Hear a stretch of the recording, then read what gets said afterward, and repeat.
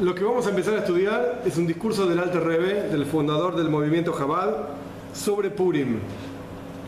Lo que yo les di es una fotocopia que en realidad no es una copia del libro original. Si bien el libro original lo tenemos, Toira Oil se llama, es muy famoso, muy conocido. Pero a propósito yo elegí copiarlo de internet, copy-paste, y lo edité un poquitito. La edición no es en el texto, sino en el formato del texto. Si se fijan, aunque no entiendan lo que dice, la verdad que no importa en este momento, hay letras grandes y letras chiquitas. Esto es lo que yo quería lograr, digamos, con editarlo. Las letras grandes es el texto del Alter Rebbe, el texto del que dijo el discurso, el original, Shneor Zalman de Liadi. Las letras chiquitas son notas de un nieto del Alter Rebbe, el Tzemach Tzedek, el tercer Rebbe de Chabad. Hay algunas notas que vamos a estudiar y hay otras notas que las vamos a saltear. Entonces, con el objetivo de que sea sencillo decir, bueno, salteamos el paréntesis, en el libro original están del mismo tamaño y a veces es inclusive difícil discernir dónde termina el paréntesis, porque son notas largas, no es que son notas muy cortitas, algunas son largas. Entonces, para ahorrarnos el trabajo de decir, bueno, vamos a la línea tal, fíjate dónde vamos, ¿no? Las notas están en letras chiquititas y en algún momento voy a decir, bueno, salteamos las letras chiquititas. ¿Por qué las vamos a saltear? ¿Por qué las vamos a saltear? Con el único objetivo de llegar a Purim, de terminar el discurso en Purim. No porque no las podamos estudiar, todo lo contrario, las notas, si están ahí y están en el texto original, quiero decir en el libro Toira Oir, es porque son útiles, es porque son importantes y están impresas. Por eso tampoco las borré, porque podría haber directamente borrado las notas, me ahorraba toda esta introducción y nadie se daba cuenta, esa es la verdad. Pero entonces, la idea es poder terminar para Purim. Es un discurso relativamente largo, no es de los más cortos del Alter Rebbe, pero es un discurso que habla claramente sobre Purim, del asunto de Purim, qué es el Yom Tov de Purim, qué diferencia hay entre Purim y Yom Kippur, qué diferencia, porque Yom Kippur es Yom Purim, es como Purim, qué diferencia hay entre Purim y Shabbat y otro Yom Tov, por qué en Purim se puede trabajar y en Yom Tov no se puede trabajar. Empieza a hablar de todos estos temas. Y para hablar de todos estos temas, como todos los discursos hasídicos, habla de otros temas que después nos van a llevar a resolver estos temas. ¿Estamos? Algunas notas sí las vamos a ver, principalmente las que son cortas, que son muy sencillas, digamos. Vamos a empezar. Arriba van a ver de los párrafos, no en todos, hay unas letras, Tzadik Ches Aleph, Tzadik Ches Beis. Esas letras son el lugar, la página original, en el libro original, Toira Oir, en que está este parrafito. Simplemente las dejé por referencia nada más. Bueno, vamos a empezar. El Talmud dice una frase muy interesante en Megillah, en Talmud Megillah, que discute las leyes de Purim y otros asuntos también. Muy interesante sobre Purim, que es la frase con la cual empieza este discurso. ¿Qué dice la frase?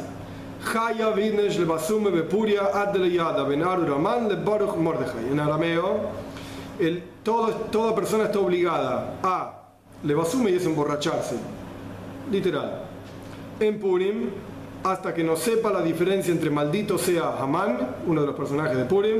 Todo el mundo conoce la historia de Purim. Ok, listo. Entre maldito sea Hamán y bendito sea Mordejai. Tanto tenés que emborracharte hasta que no te des cuenta de la diferencia.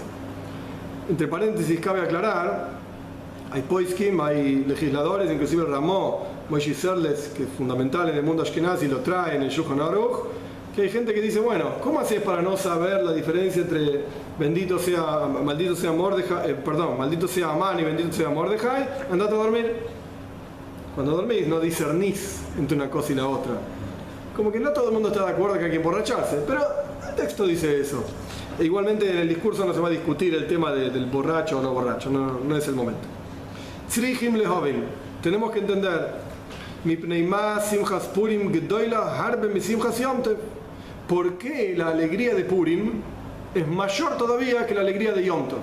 Yom Tov, llámese, en castellano se diría días festivos, y se refiere a Rosh Hashanah. Yom Kippur también se llama una especie de Yom Tov, Sukkot, Pesach y Shavuot. Esto es Yom Tov en la Torah. Entonces hay que entender, si en Purim tenés que emborracharte, quiere decir que la alegría de Purim es fantástica, increíble. Y en Yom Tov no hay que emborracharse. Simchas Torah. Simchas Torah también es un Yom Tov, es el final de Sukkot. Pero no está escrito en el Talmud que tenés que emborracharte. Simchas Torah es un mundo en sí. Muy buena tu pregunta. Simchas Torah es un mundo en sí, y uno de los fundamentos y puntos centrales de Simchas Torah es que es un minhag, es una costumbre. No está en el Talmud, no está en los escritos, digamos, clásicos, no está. No está. El Shulchan Aruch dice que es un minhag levim, muy antiguo. Sí. Entonces, con esto quiero decir que, ok, nos emborrachamos de Simchas Torah por el minhag, pero Purim, si bien tampoco está en la Torá, pero sí es parte del Tanaj. De los 24 libros del Tanaj, Megillas Esther, todo el libro de Esther está dentro de nuestros libros santos. Entonces, digamos, si bien no se puede decir que es un Yom Tov, una festividad bíblica, porque estrictamente hablando, Biblia son los 5 libros de Moshe, solamente, estrictamente hablando, pero sí es algo que claramente nuestros sabios del Talmud, ni que hablar, ¿sí? Anteriores al Talmud, posteriores al Talmud discuten, y está todo el mundo de acuerdo que hay una obligación rabínica de leer la Megilá en Purim, y bueno, todas las mitzvot que corresponden, ¿sí? de regalos, de dinero y de comida, etc. en Purim. Pero sin duda, la pregunta se refiere a ¿qué pasa? En Yom Tov, vamos a leer una nota que va a quedar más claro. Ven la letra chiquitita. De Hayabim Behu Misimcha Mideraisa. En Yom Tov hay una obligación bíblica de estar alegre. Como está escrito, Besamachta Bejageja, te vas a alegrar en tus fiestas. La Torá lo dice. Entonces la Torá quiere que vos estés contento en Yom Tov. ¿Cómo se está contento? Alágicamente hablando, el Talmud dice Ein Simcha Ela Bebasar. Alegría significa comer carne. Y no se refiere a carne de lo que sea, se refiere a la carne de las ofrendas que se llevaban en el templo. Sin embargo, se desprende de ahí que es bueno comer carne en Yom Tov. Carne específicamente, ni siquiera pollo, carne de vaca, carne de oveja. Y el Talmud dice también, Ein simcha la beyain, alegrías con vino. ¿Quieres estar alegre? Tómate un buen vino y vas a estar alegre. Que eso es una obligación moderna, digamos. Vincol ze. Entonces, a pesar de que en Yom Tov, digamos, para tomar cualquiera, Sukkot, hay una obligación bíblica de comer carne en la época del templo, y hay una obligación de tomar vino, no tenés que emborracharte. En ningún lugar dice que tenés que emborracharte. Todo lo contrario, la borrachera está muy mal vista por nuestros sabios. Muy mal vista. O como Rambam, como escribió Maimónides, el Rambam mismo, Maimónides, cuando legisla cómo son las leyes de la alegría, porque en realidad en el judaísmo, como yo mencioné muchas veces, todo está legislado. Inclusive, ¿qué significa estar alegre y qué no? El Rambam dice claramente, estar alegre no es emborracharse, no señor. No estés todo el día tomando vino. Y la Torá dice que tomes un poco de vino, ¿ok? Tomás un poco de vino, pero no emborracho. Y sin embargo en Purim, tenés que estar borracho. Entonces vemos que la alegría de Purim es superior todavía a la alegría de Yom Tov. Se hicieron grandes milagros a nuestros antepasados. Como Pesach, Kriyas Yamsuf, en Pesach fue la apertura del mar, Shavuot Matan Torah, en Shavuot la entrega de la Torá. Quiere decir que los Yamim Toivim también son grandes milagros. No me vengas a contestar, Purim, el milagro de Purim fue impresionante, por eso estamos re alegres. Pará, en Pesach salimos de Egipto. Es la raíz de lo que es el pueblo judío. Ahí tendrías que estar más alegre, súper borracho. Pero no es así. Mailo, y en nivel de lo que es un Yom Tov y lo que es Purim, las fiestas son mucho más santas que Purim. Está prohibido hacer trabajos en Yom Tov. Trabajos se refiere a los 39 trabajos de la Torah, etcétera, que ahora no es el momento para explicar cada uno. Mashen que en Purim, lo que no es el caso de Purim, no está prohibido hacer trabajos, todo lo contrario. Si te va a aumentar en alegría en Yom Tov, anda a la sinagoga en coche, está perfecto. Repartí Mishloach Mano, repartir regalos de comida en coche, haz lo que quieras. Tienes que estar alegre. De Mordechai Gazar, el Talmud cuenta que Mordechai, que quizás está mal interpretado en la historia clásica que la gente conoce de Purim, Mordechai no era un cualquiera. Mordechai, por un lado, era Yoishev Beshar HaMelech, era un personaje que estaba, traducido literal, sentado en la corte del rey. No cualquiera accedía a estar sentado en la corte del rey. Mordechai era un consejero cercano al rey, a Hashverosh.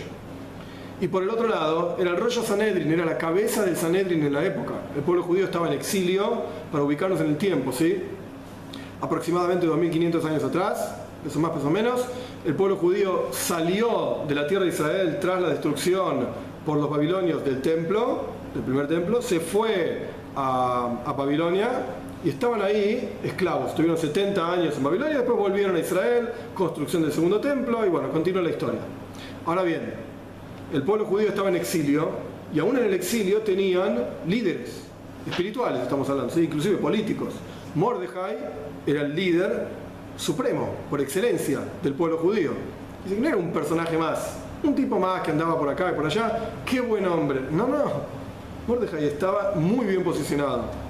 Muy bien posicionado. Ahora, Mordejai quiso, después de la historia de Purim, la Megilá misma cuenta que Esther y Mordejai escribieron la Megilá y establecieron, junto con el resto de los sabios, que todos los años se lea la Megilá, que todos los años se cumpla con Purim, digamos, recordar Purim y cumplir el Purim. Entre los decretos de Mordejai estaba la idea de hacer de Purim un Yom Tov, que esté prohibido hacer trabajos en Purim. Y la gente no lo aceptó. El pueblo judío no lo aceptó. Y automáticamente no funcionó. Quiere decir que Purim, por así decir, mucho más adelante, al final del discurso va a aparecer esta idea, a propósito no hacemos trabajos. O sea, no es que en Purim, bueno, está bien, está permitido hacer trabajo, en Yom Tov no está permitido, ¿qué diferencia hay? No. Hacemos, dije al revés. Ok, perdón, dije al revés. A propósito, hacemos trabajos. En Purim se puede trabajar, punto. Trabajar no quiere decir abrir el negocio y estas cosas. Estamos hablando de otro tipo de trabajos, los trabajos prohibidos en Shabbat, ¿sí? Como el almuerzo, que tiene que ser importante. El almuerzo tiene que ser importante, grande, correcto. ¿Trabajar se puede? Trabajar, ¿vos estás hablando de abrir el negocio? Sí. En Purim, los mefarshim, los comentaristas, el Shulchan Aruch trae mejor no trabajar. Y el que trabaja en Purim y gana un dinero, no va a haber siman braja, no va a haber bendición del dinero que gana en Purim. Así está escrito. Ahora, no hay una obligación de cerrar el negocio. Entonces, ¿se entiende la diferencia? En Yom Tov está prohibido. No está prohibido, pero la consecuencia es la misma. No es la misma. No es la misma porque no hay castigo. En Yom Tov, la persona que abre... No, el castigo no es la plata. Bueno, la pregunta entonces es... ¿Cuál es la diferencia básicamente entre Yom Tov y Purim? En Yom Tov hay mucha alegría, en Purim hay mucha alegría, en Yom Tov no hay tanto. En Purim hay que emborracharse, en Yom Tov no. Y en Purim se puede trabajar, en Yom Tov no. ¿Qué está pasando? Vamos a entender esto primero comprendiendo otro asunto que aparece en la Megilá, que es uno de los fundamentos de Purim también, muy muy interesante. La gente no habla de esto, pero es muy interesante. El Terebe lo va a explicar ampliamente.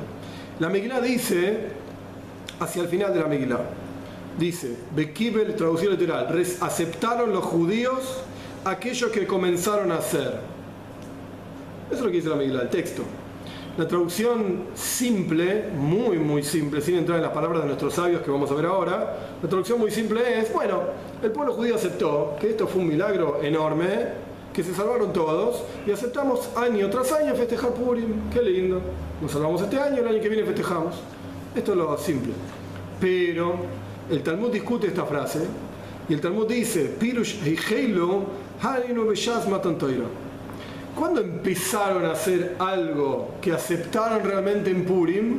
Porque la frase dice, Kibel Yehudim, los judíos aceptaron aquellos que empezaron a hacer. Así que hoy en Purim, digamos, ahora Purim, aceptamos algo que empezamos a hacer hace un montón. ¿Cuándo empezamos a hacer qué? En la entrega de la Torah empezamos a cumplir Torah y Mitzvot, y ahora en Purim, que estamos hablando de una diferencia de aproximadamente 1000 y pico de años, haciendo una cuenta rápido, recién ahora en Purim lo aceptamos. Está bien, listo, lo vamos a hacer. No quiere decir que antes no cumplían Torah y Mitzvot, no malinterpreten, antes también cumplían. Nos fuimos al exilio por diferentes dificultades que la gente no cumplía, ¿ok? Pero en general la gente cumplía Torah Mitzvot. Recién en Purim el pueblo judío dice, ok, lo vamos a hacer, listo, lo aceptamos sobre nosotros. Porque Maimar Razal, y como dicen nuestros sabios, al paso Kiemu Bekibel Yehudim, Kiemu Mashekiblu Kvar, cuando la Megilá dice el pueblo judío cumplió y aceptó, el Talmud dice cumplimos lo que ya habíamos aceptado. ahora realmente la internalizamos como nuestro, la Torá la aceptamos. ¿Qué es esta idea? Porque en el momento de la entrega de la Torá, el Talmud dice, Dios agarró el monte Sinai, cuenta el Talmud, lo levantó arriba del pueblo judío y les dijo, muchachos, si ustedes aceptan la Torá, bien. Y si no la aceptan, así es el Talmud, Sham te kurasam, ese va a ser su tumba. ¿Aceptás o no? Obviamente la gente aceptó la Torá, estamos acá sentados estudiando Torá. Que de ahí viene haremos y veremos. No, eso fue anterior. Umikan, y de aquí, dice el Talmud, continúa, Mudá Rab Leraiso. Mudá Rab, es difícil de traducir esta expresión. Mudá es cuando, por ejemplo, no sé las palabras exactas, así que voy a dar un ejemplo para buscarle las palabras exactas. La idea es así: cuando uno hace una declaración de queja previa a algún problema que va a tener. Por ejemplo, supongamos que él es un tipo muy fuerte, políticamente hablando, muy poderoso, y me está presionando para que yo le venda mi casa, porque quiere hacer no sé qué cosa en ese lugar, quiere ese lugar. Y me presiona con presiones políticas, qué sé yo, y yo no la quiero vender por lo que sea, porque es la casa de mi tatarabuelo, qué sé yo. Entonces yo voy al Beis Din, voy al juzgado, y hago una declaración, que esto es una mudá, una declaración. Yo declaro frente al Beis Din, yo no quiero vender mi casa, pero no soporto más a este tipo porque es muy poderoso. Entonces yo voy a decir que se la vendo. Cuando él venga a comprármela, yo se la voy a vender. Pero sepan, señores, frente al Beis Din, que mi venta es nula. No vale. Eso se llama una mudá. Entonces, ¿qué pasa? Él viene, me presiona de vuelta, bueno, te la vendo, ya está, te la vendo. Y se la vendo, esa transacción no vale. Algún día, porque él es muy poderoso, entonces yo no puedo hacer nada en realidad, algún día, quizás a los descendientes de yo que sé, yo le voy a hacer un juicio y se lo voy a sacar. Porque yo hice una declaración en el Beis Din que esta venta es inválida.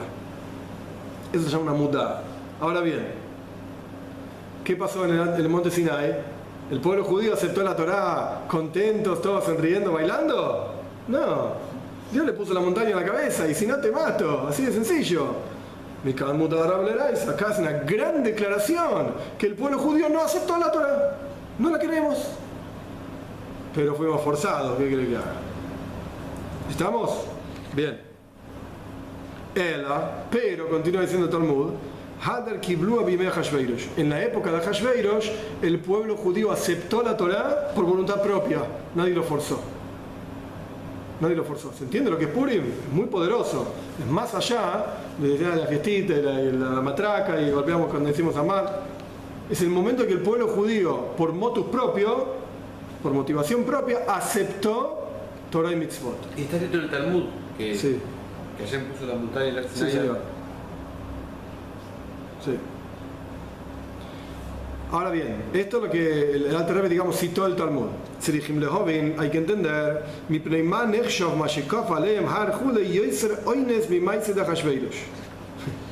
¿por qué? Dice el Alter Rebbe, pregunta el Alter Rebbe, ¿por qué en la historia de Dios poniendo el monte Sinai sobre el pueblo judío fue forzado, digamos, el pueblo judío aceptó en forma forzada? ¿Por qué ese caso es más forzado que la historia de Hashveirosh? ¿Qué pasó en la historia de Purim? Básicamente hablando, el pueblo judío también estaba bajo amenaza de muerte. Amán con Hashveirosh habían hecho un decreto, Amán principalmente, un decreto, Hashveirosh lo aceptó, de destruir a todo el pueblo judío. Todos, había que matar a todos, destruir a todo el pueblo judío. Estaba todo el pueblo judío ahí. En cierta forma fue peor que la Shoah todavía. En la Shoah, en el caso del Holocausto, había judíos esparcidos por todo el mundo. Entonces, no iban a destruir a todos los judíos. Pero en el caso de Purim, fue peor todavía. Estaban todos ahí. No había nadie que se iba a salvar. ¡Nadie! Entonces, también, digamos, estaban forzados. ¿Cuáles eran las opciones? ¿Estás con Mordejai o estás muerto? ¿Tenés muchas opciones? Y bueno, vamos con Mordejai. Por lo menos vamos a pelear algo. Vamos a intentar algo. Y Mordejai, ¿cuál era el mensaje de él? Muchachos, mitzvot, muchachos, vamos a estudiar Torah. El Talmud cuenta, juntó 25.000 judíos, 24.000 chicos a estudiar Torah, leyes del templo. Quiere decir que en la época de Purim también estaban forzados. No la aceptaron alegres. Qué bueno, nos va a matar a todos. Ok, o matan a todos o luchamos con Mordejai. No había muchas opciones. Entonces, ¿por qué? Pregunta la Torah. La historia de la Torah es más forzado, digamos, que la historia de Hashverosh. También es forzada. Entonces, ¿qué es eso? Que los judíos aceptaron la Torá. No tenían opciones. Ahora bien, para entender este asunto de la aceptación de la Torá en Purim, primero tenemos que entender qué es la Torá, qué es la entrega de la Torá. Una vez que entendamos qué es la entrega de la Torá, podemos discutir qué pasó en Purim. También tenemos que entender lo que dijeron nuestros sabios. Nuestros sabios dicen, cuando una persona fallece, dichosa es la persona que viene aquí es el Gan Eden, ¿sí? en el Shamayim, en el cielo, viene aquí y su Talmud, no el Talmud de la Gemara, qué sé yo, sino su estudio en sus manos. Dichosa es la persona que viene acá y estudió. ¿Acaso en el Gan Eden no tenemos placer de percibir la luz infinita de Hashem? Entonces, ¿qué me importa la Torá que estudiaste? Dejá la Torá, no vale nada. Hashem, en el Gan Eden es Hashem. Entonces, ¿por qué sos dichoso si vos venís con Torá? ¿Qué me importa la Torá? Ahora estamos hablando de Hashem, no de Torá. ¿Se entiende la pregunta? ¿Qué importa si cuando llegas a Gan Eden tenés tu Talmud, tu estudio en tus manos? ¿Qué significa estudiar Torah aquí abajo? ¿Qué es lo que te llevas arriba? Estudiaste leyes que hablan de cosas materiales. Si los tefilin son de cuero de tal cosa o cuero de tal otra cosa. ¿Se puede prender la luz en Shabbat o no? Son cosas mundanas. Y vos te llevas eso al Gan Eden y eso es, Ashrei me lleva acá. Dichosa la persona que vino acá con todo esto. Son todas pavadas en comparación a lo que pasa en el Gan Eden. Son pavadas. ¿Por qué es dichosa la persona que llega al Gan Eden con Torah? También tenemos que entender lo que dijeron nuestros sabios. Toda persona que puede estudiar Torah y no lo hace, sobre esta persona está dicho que despreció la palabra de Dios. Ahí pasamos al segundo párrafo. Despreció la palabra de Dios y va a ser recortada ese alma del pueblo judío. Durísimo. ¿Por qué es tan duro la Torá, digamos? ¿Por qué es tan dura con el tipo que podría estudiar y no estudió? Durísimo, ¿sí? Te voy a recortar del pueblo judío. Chao. Fuiste. No se entiende el Higioir, aparentemente no se entiende. Dado que la persona que no puede estudiar tanta Torah, porque está muy ocupado, porque no sabe mucho, lo que sea, Yoitze, la ley es, la halajá es, Yoitze dijo Ibasa, que cumple su obligación, Beperekejot Shachris, Beperekejot Arbis, estudiando un poquito a la mañana y un poquito a la noche, y un poquito puede ser inclusive un capítulo de Teilim. No le da para más, ¿qué vamos a hacer? Un poquito. Y ya cumplió. Imken, si es así,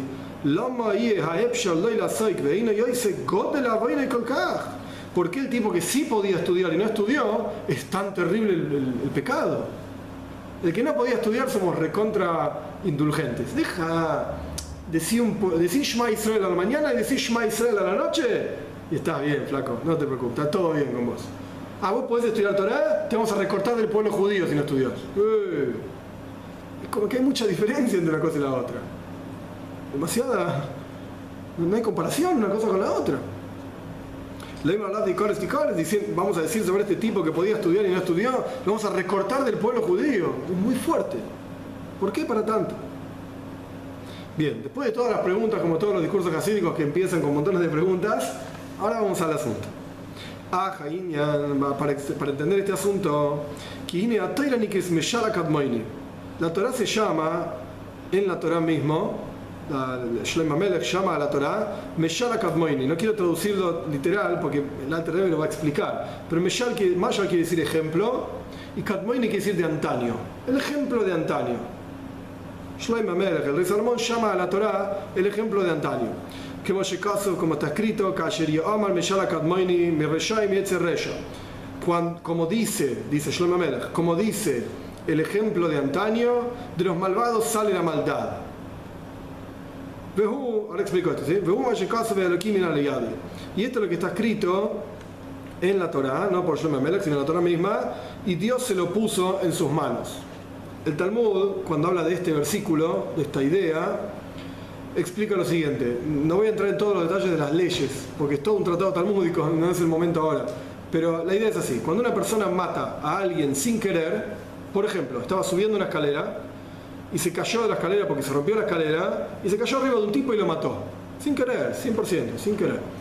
La ley es que ese tipo se tiene que ir al Golus, al exilio, a una ciudad específica de refugio. Había ciudades de refugio, eran 6 ciudades específicas de refugio y había otra cantidad, ¿sí? 42 más, no importa, bien.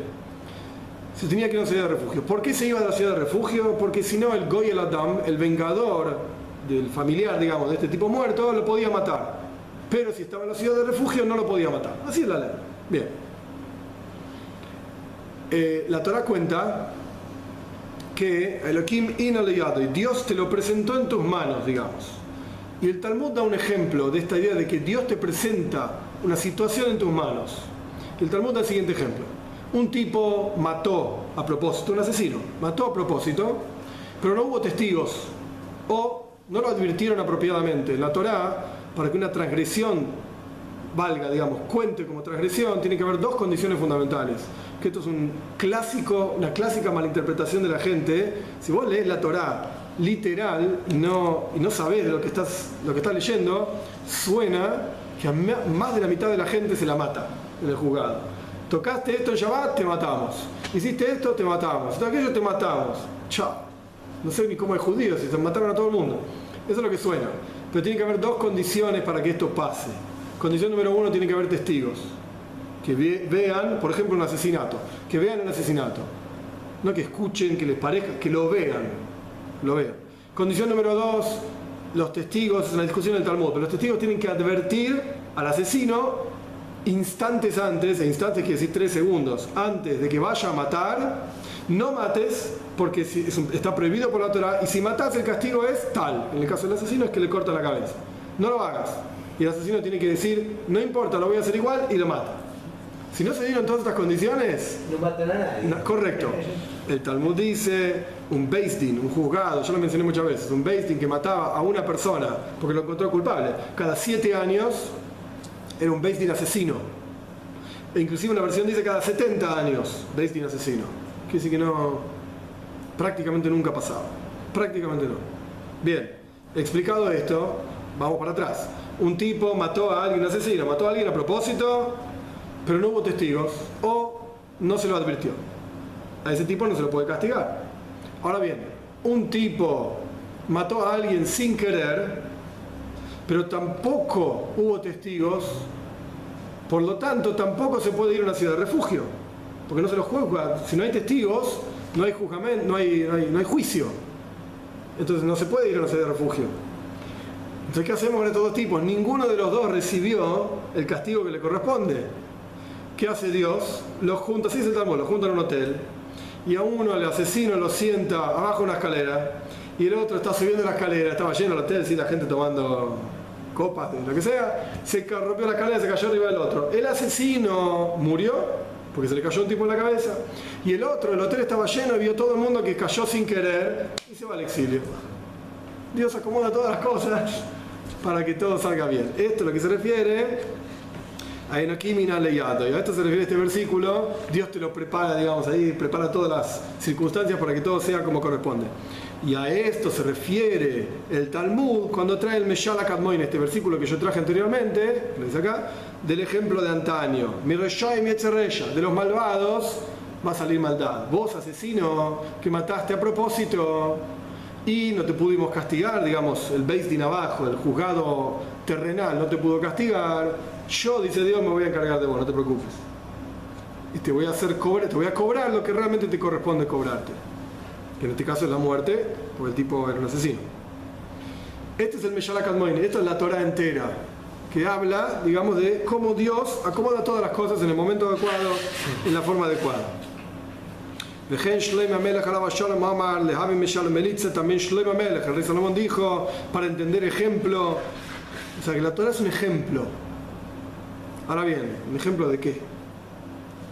Y la idea es Kipirush Kadmoini, un ejemplo de antaño. Kadmoini quiere decir de Kedem, de antaño, hace muchos años.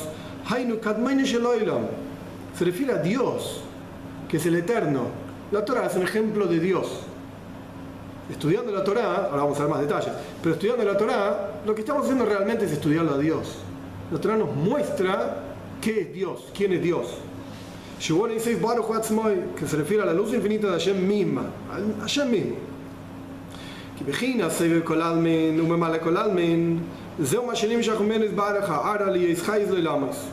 Porque los niveles de cómo Dios trasciende el mundo, rodea al mundo, esto lo hablamos muchas veces en discursos hasídicos, así que no voy a explicar todo el asunto ahora porque tampoco es el tema del discurso.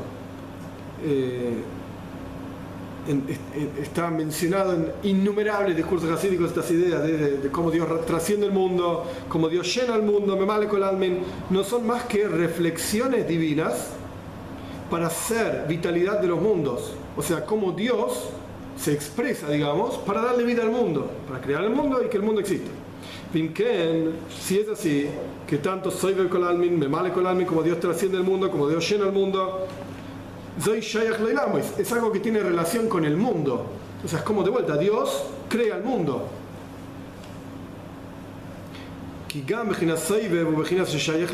Porque inclusive como Dios trasciende el mundo, tiene una relación con el mundo. ¿Cuál es su relación? Que lo trasciende, pero está limitado a cómo se relaciona con el mundo. Que es como Dios da vida a los mundos, solo que se refiere a una luz trascendental, frente a la cual todos los mundos son iguales. Y como Dios llena los mundos, es como el alma llena el cuerpo. Se refiere a una energía divina que entra dentro de la criatura, medida de acuerdo a la capacidad de la criatura de soportarla. Pero la esencia misma de Dios no está dentro de la definición de mundos. Dios en su esencia misma no tiene ninguna relación con el mundo, no está limitado al mundo. Ni siquiera tiene sentido decir que Dios trasciende el mundo, no tiene nada que ver con el mundo, cero, ninguna relación. Porque de vuelta, en el momento como decir que lo trasciende, ok, está por encima, pero alguna relación tiene. ¿Cuál es la relación? Que es superior, pero es una relación igual. Por eso Dios, en el ejemplo este, se lo llama el de antaño, el eterno del mundo. Y dijimos que la Torah se llama el ejemplo del eterno. Ahora, digamos, adquirió otro sentido esta frase. Es decir, la Torah es un ejemplo de cómo Dios es eterno, no eterno solamente en tiempo, sino que es el de antaño, el eterno, el todopoderoso, todo omnipresente, omnipotente, todos los omnis que quieras. Ahora bien, ¿por qué necesitamos esta Torah, digamos? Porque así como a través de un ejemplo y Usaganim Shal, vamos a poder entender aquel asunto que está siendo ejemplificado. Para eso sirven los ejemplos, para entender un asunto que es incomprensible. Entonces te voy a dar un ejemplo y entendés ese asunto incomprensible a través del ejemplo.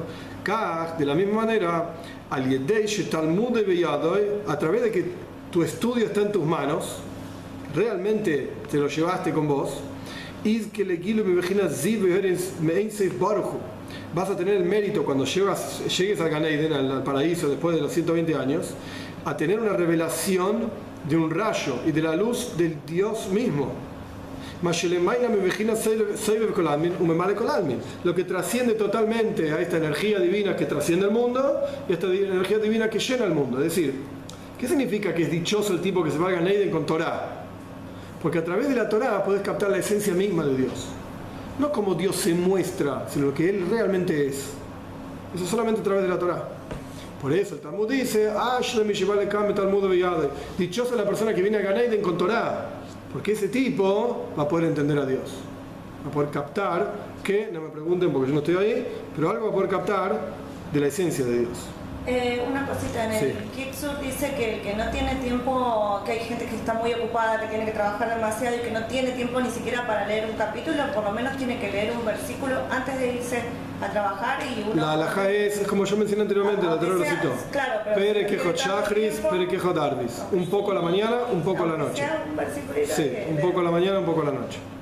Sí. O sea que la Torah, aparte de enseñarnos cómo vivir, nos enseña cómo pensamiento de Dios, como él. Sí, la Torah es Jochma, la Torah es la Jochma, la sabiduría de Hashem. Pero la Torah no acá para que sepamos cómo él piensa, sino no. cómo tenemos que vivir. Sí, correcto. Lo que pasa es que hay muchas capas de interpretación de la Torah. Vos tenés la interpretación legal de la Torah, la halajá, qué se puede hacer y qué no se puede hacer, y cómo se hace lo que se puede hacer, las leyes, cómo vivir una vida judía, digamos. Eso es una capa de interpretación de la Torah. Hay otra capa mucho más profunda, que en realidad es lo que estamos estudiando, que es Meshal HaKadmoini. La Torah te está mostrando qué es Dios, quién es Dios. Mucho más profundo. Más allá de las leyes. Obvio que si no cumplís con las leyes, te va a ser imposible captar también quién es Dios. O sea, la gente le gusta entrar a la capa más profunda sin haber... es como querer ir a la pileta a los 2 metros y no sabes nadar. Bueno, pará, empezás a nadar y después te metes en la parte más profunda de la cosa.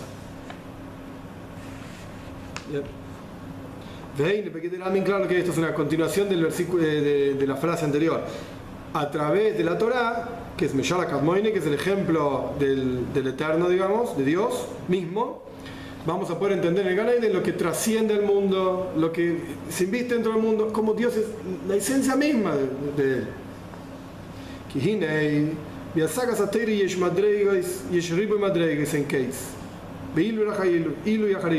Porque en la comprensión de Torá, que esto es justo lo que yo estaba mencionando, en la comprensión de la Torá hay infinitos niveles, uno por encima del otro. Como por ejemplo, la captación divina que captan las almas que están en el nivel inferior del Gan Eden. En el Gan Eden la gente habla en general de paraíso, pero en la Torá hay muchos niveles de paraíso que en general se dividen en dos: Gan Eden Atachton y Gan Eden Elion, el Gan Eden inferior y el Gan Eden superior. No importa lo que es cada uno, pero obviamente uno es superior y el otro es inferior, esto está claro. Entonces, vos tenés un nivel de comprensión divina, como es el nivel inferior del Gan Eden. Ein Yaroich no tiene comparación a la comprensión divina que se comprende, en el nivel superior del Gan Eden. No hay comparación entre una cosa y la otra. Y por lo tanto, por eso la comprensión divina en el nivel inferior del Gan Eden, en comparación a la comprensión divina en el nivel superior de Gan Eden, es como un ejemplo y un asunto siendo ejemplificado. El Gan Eden Atachton, el nivel inferior de Gan Eden, es el ejemplo. El nivel superior de Gan Eden es de lo que realmente se estaba hablando. Es para entender la comparación entre una cosa y la otra. Y al derech ze, de la misma manera, hay niveles, infinitos niveles, inclusive por encima del nivel superior de Gan Eden. Infinitos niveles de comprensión de la Torah y de Dios. O como está escrito, como está escrito, lo decimos en el rezo todos los días, los santos, que se refieren a Malachim, todos los días te alaban eternamente. ¿Qué significa? Si el Malach, si un ángel, imagínense un ángel determinado, está en un nivel determinado de Gan Eden y ya captó lo que tenía que captar en ese nivel de Gan Eden, ya está. ¿Por qué? Y alabó a Dios por eso. Al otro día lo vuelve a alabar a Dios. Es la misma historia que ayer. ¿Cuánto más vas a alabar a Dios? ¿Por qué los malachim están eternamente alabando a Dios? Porque eternamente están elevándose, nivel tras nivel. Entonces cada nivel nuevo hay que alabar a Dios ahora. Pasa al próximo nivel, ahora hay que alabar a Dios. Así, eternamente. Quiere decir que hay eternos niveles en términos de infinitos niveles. O como Shekase Belikute Ashaz la Arizal, y como dice el Arizal, un cabalista muy grande, al May Marazal, sobre la frase de nuestros sabios, Tzadikim en la menuja, la mazeb, el mabá, Shenemar y los tzadikim no tienen descanso, ni en este mundo, ni en el mundo por venir. Como está escrito, van de fuerza en fuerza. Quiere decir que en el mundo por venir están constantemente elevándose, en este mundo también, en comprensión divina.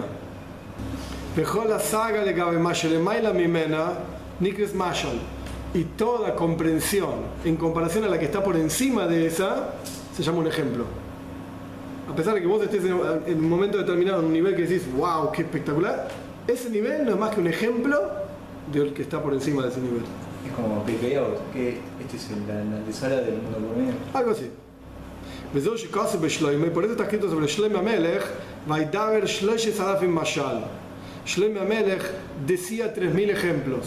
La gente traduce en general, mirá qué copado, decía 3000 cosas. No está hablando de eso. No. 3.000 ejemplos. ¿Qué quiere decir? Pirush al kol davar medivrei toiro. De cada ley en la Torá, él era capaz de explicarlo en 3.000 niveles diferentes. No de 3.000 formas diferentes, sino que imagínense la mente de Shlomo Amelech, que elevada que era el rey Salomón, que era capaz de comunicarse con un tipo que estaba 3.000 niveles por debajo de él y explicarle un asunto para que lo entienda. Por eso daba 3.000 ejemplos, no de cosas diferentes, dije 3.000 asuntos. Hablé sobre fútbol, hablé sobre básquet, hablé sobre, qué sé yo, handball. Hablé sobre 3.000 cosas diferentes. Qué fenómeno, tú es un grande. Habla sobre 3.000 deportes diferentes. No entendiste nada. Solamente hablemos de fútbol, te lo voy a explicar en 3.000 niveles de profundidad. El mismo asunto. Ese era Shlomo Amelech. Impresionante. De Ainu, es decir, שהדבר הזה מושג בגן עדן התחתון, כך, ובגן עדן, העליון, דבר זה עצמו הוא בעניין רוחני ונעלה יסוד. Un asunto de manera tal que se entiende, en el Gan Eden inferior, en el Gan Eden superior es mucho más sutil, mucho más elevado y espiritual. Al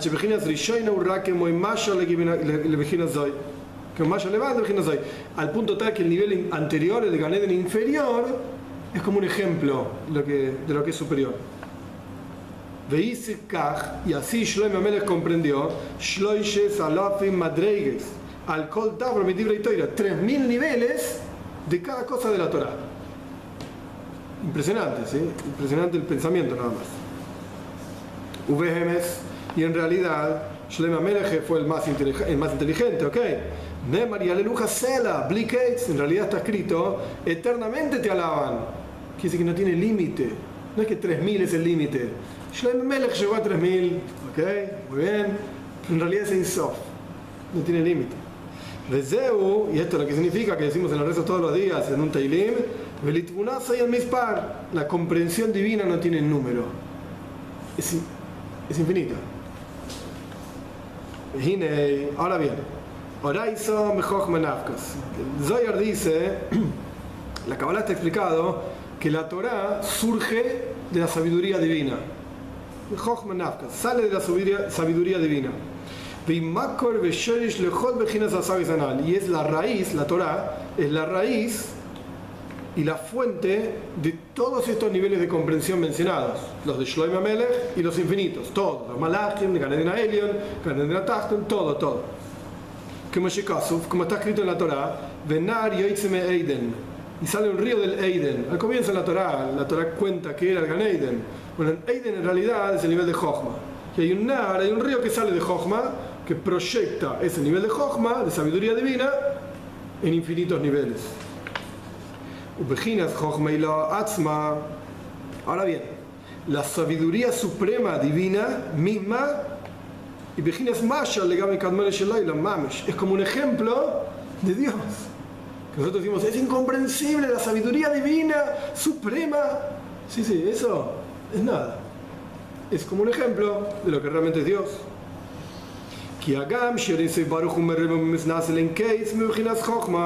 Porque a pesar de que la luz infinita de Hashem está muy elevada, infinitamente elevada, por encima del nivel de Jochma, de sabiduría,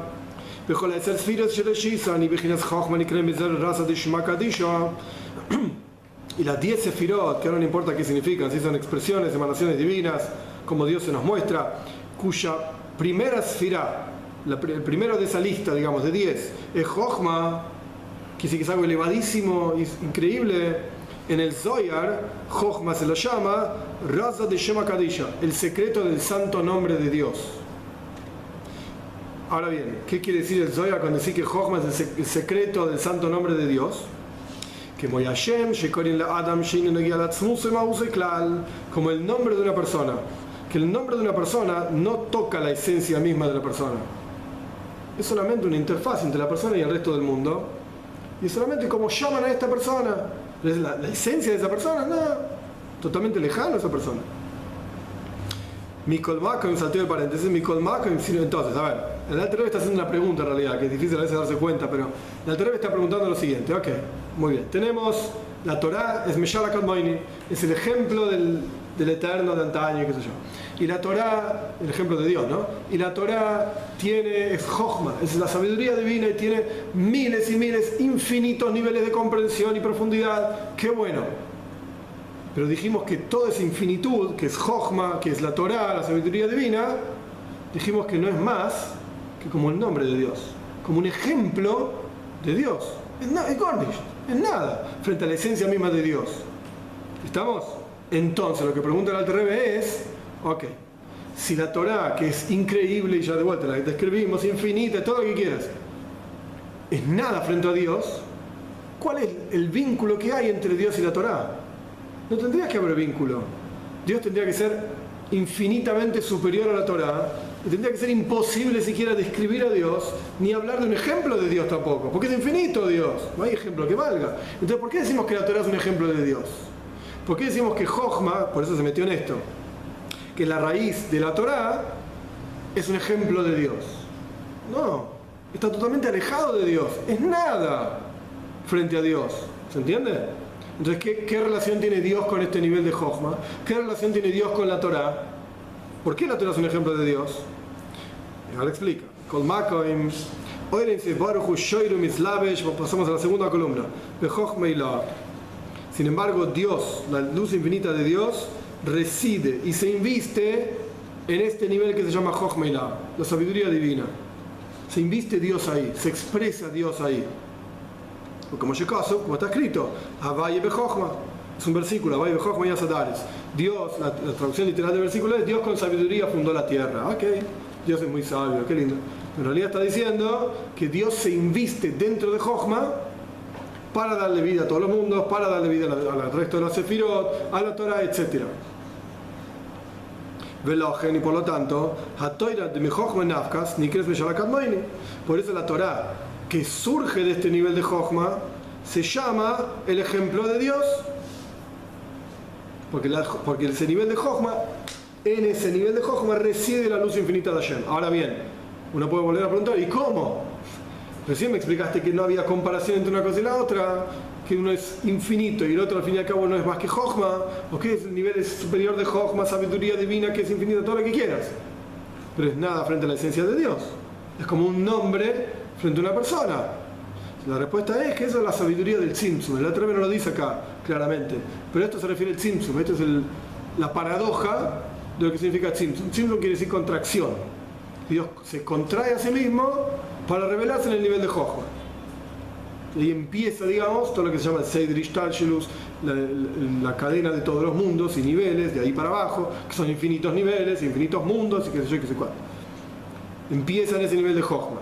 Entonces, como Dios decide investirse en ese nivel, que al fin y al cabo es por decisión propia, no es que alguien le haya forzado, ni nada por el estilo, Él decidió investirse en ese nivel. Entonces, a pesar de que son incomparables Jochma, el nivel de Jochma, con Dios, sin embargo Dios se inviste ahí, Dios reside ahí. Y también en los otros Sefirot. Sí, pero a través de Jochma. Primero en Jochma, y es a través de Jochma que se proyecta en el resto de los Sefirot. Jochma es la primera, digamos.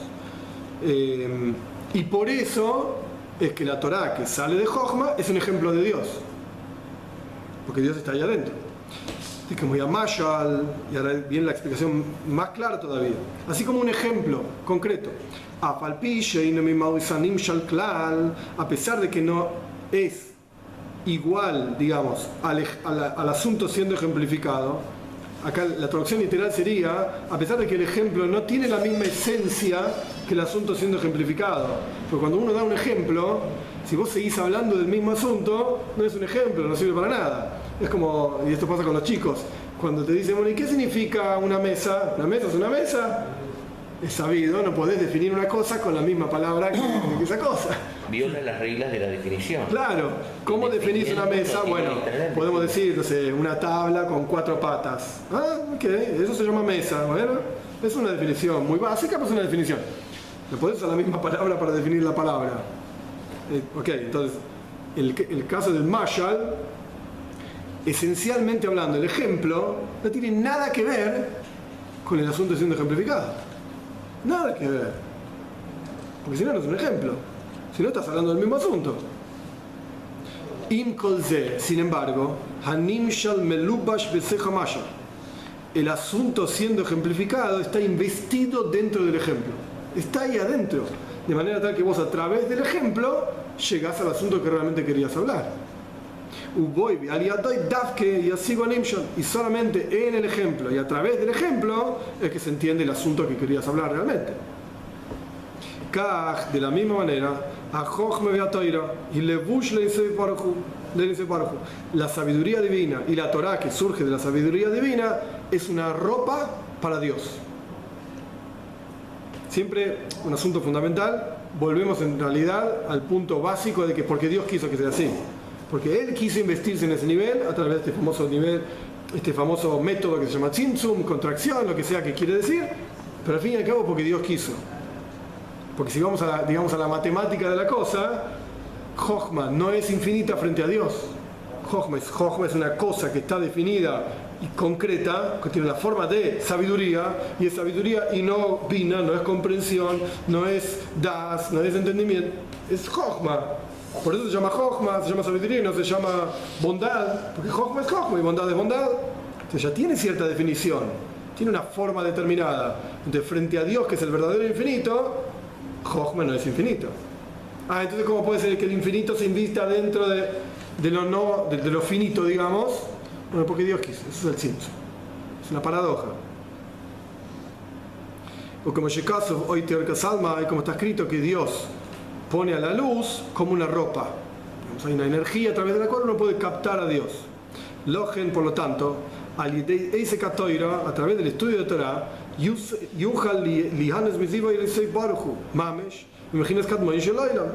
a través del estudio de Torah es que la persona puede beneficiarse, puede tener placer, digamos, en el rayo de la luz infinita de Hashem, que es realmente el infinito, que es Hashem mismo. Pero es a través de la Torah que uno puede obtener eso, porque es a través de la Torah, es la Torah que es una ropa para eso. ¿Estamos? Bien. Nos quedan 5 minutos. Vamos a hacer la nota del Tzemach Tzedek, a pesar de que es una nota difícil. Esta no es fácil. Las referencias las voy a ir salteando. Vamos a los puntos importantes de la nota y para que podamos avanzar. En el paréntesis, como y el asunto como está escrito en el Tanya. ¿Sí? El Tanya dice así. Esto no es el lenguaje del Tanya, sino que explica el asunto que está explicado en el Tanya.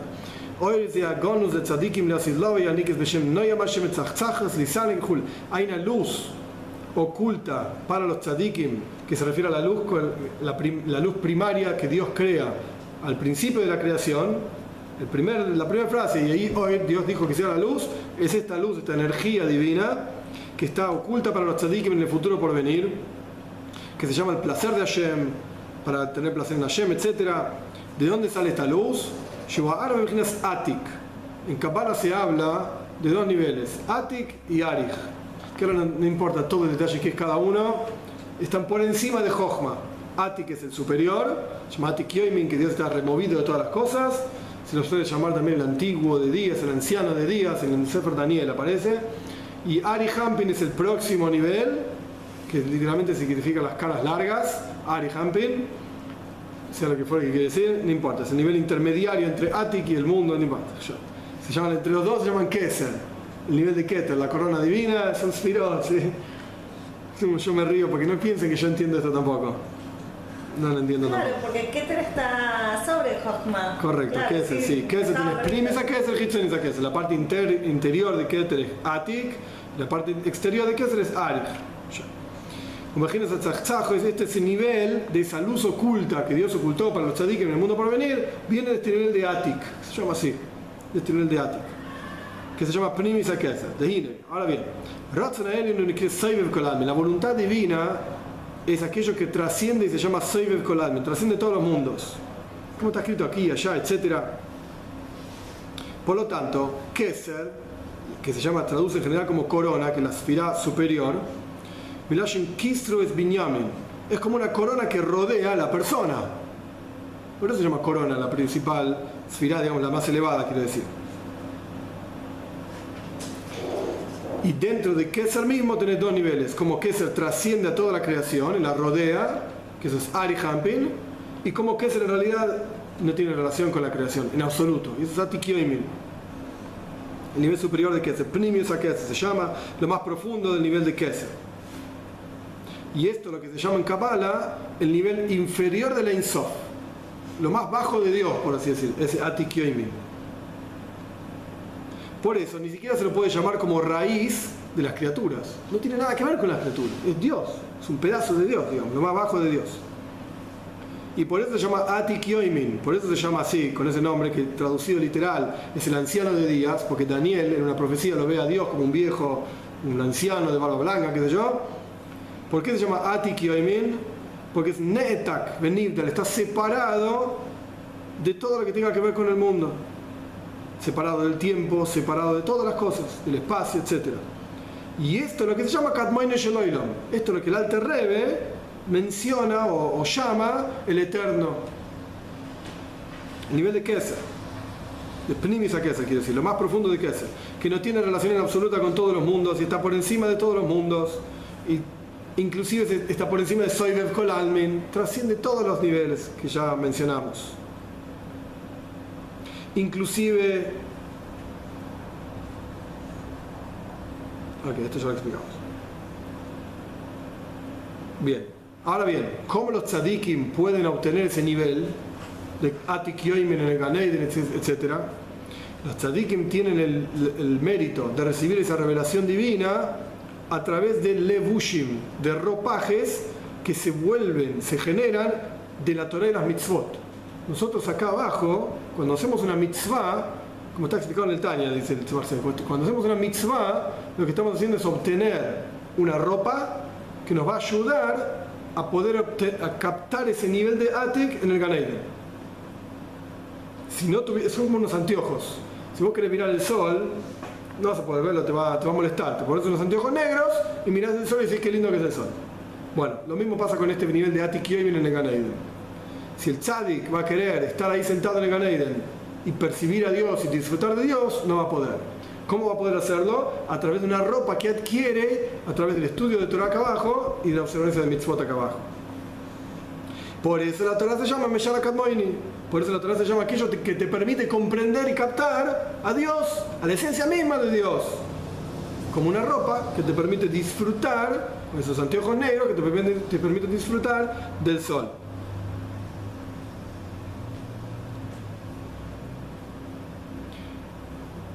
Sobre esto también está escrito, continuando con la profecía de Daniel, para terminar el asunto. Continuando con la profecía de Daniel, Daniel ve a Dios como Atik Yoimin sentado en Levushi Kisel Jibar, y tenía las ropas blancas como la lana blanca, dice Daniel. Esas ropas se refieren a la Torá, que son como Sheleg, que son no como la nieve, como la nieve, quise decir, no como la lana, como la nieve. Las ropas de Dios son blancas como la nieve, que es como Kriyas Amayim, así como el hielo se endurece, dice. De la misma manera, el ejemplo oculta el asunto siendo ejemplificado. Si vos agarrás un pedacito de hielo, decís, ¿dónde está el agua? El hielo es como el ejemplo del agua, que está oculto, digamos, atrás del hielo, una cosa así. Figurativamente hablando, ¿sí? De la misma manera, los ropajes de Dios, que son la Torá, ocultan, digamos, a Dios que está ahí adentro de esos ropajes. Y eso es lo que los tzadikim obtienen en el mundo por venir a través de la Torá acá abajo y de las mitzvot acá abajo. ¿Preguntas, dudas? Esa visión de Daniel es la primera que aparece, porque después de ahí sale toda la iconografía, siempre a Dios se lo representa de esa manera. Sí, a partir de ahí. Lo que pasa es que Kabbalah explica eso de una forma mucho más profunda. Pero después hasta en Hollywood. Sí, Dios siempre sale de ahí, blanco, sí, sale de ahí. Sale de ahí Daniel. Sí. Obviamente acá el Alter Rebbe de vuelta está haciendo otra cosa totalmente diferente. Por eso dice lo del blanco, que es como la nieve, como el hielo que oculta el agua, como que son ejemplos. El punto clave de lo que Daniel está diciendo es, mira, hay una luz, una energía profunda que solamente está disponible para aquellos que cumplen Torah y mitzvot. ¿Por qué? Porque a través de esas ropas de Torah y mitzvot van a poder llegar a esa energía, que es esa famosa Atik Yoimin.